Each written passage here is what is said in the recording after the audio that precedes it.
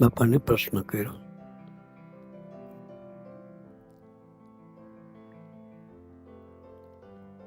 અમારામાં રહેલી બાળક બુદ્ધિ ક્યારે દૂર થાય? આપણા માટેનો પ્રશ્ન છે, બધા માટેનો. એનામાં બાપાએ પ્રયાસ કરીને પ્રશ્ન પૂછાવડાયો.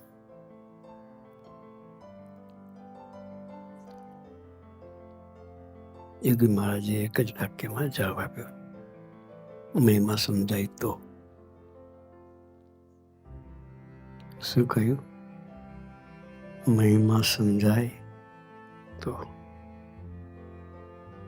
બાળક બુદ્ધિનો પણ પ્રલય થઈ જાય.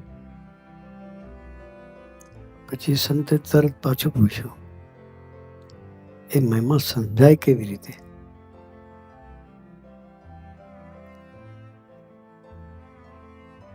બાપા કે સમાગમથી. પહેલા પ્રકારની પહેલી વાતમાં છે, ભગવાનને સાધુના મહિમાની વાતો નિરંતર કરવી ને સાંભળવી.